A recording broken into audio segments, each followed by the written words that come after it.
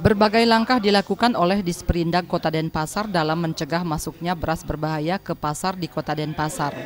Upaya pemantauan atau sidak pasar sudah dilakukan sehari pasca temuan di Bekasi. Dalam sidak tersebut, Disperindak tidak menemukan beras berbahaya. Meski tidak ada temuan, pemantauan di lapangan tetap digalakkan. Selain langkah tersebut, upaya terbaru yang dilakukan yakni dengan mengeluarkan surat edaran Kepala Dinas yang ditujukan kepada Kepala Pasar seluruh Kota Denpasar.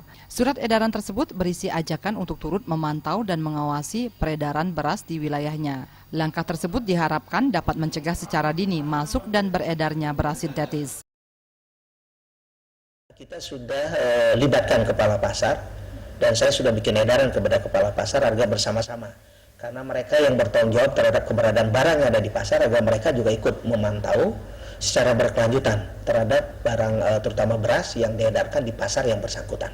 Jadi mudah-mudahan dengan 3 langkah itu kita lakukan, ini bisa memantau dan bisa melihat secara dini kalau memang ada pergerakan barang yang terutama beras yang tidak layak untuk dimakan atau dikonsumsi oleh masyarakat.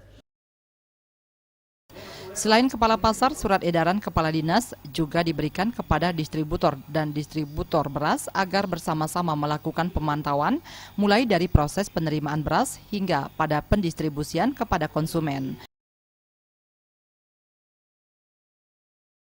Pujiantini dan Yudi, Bali TV.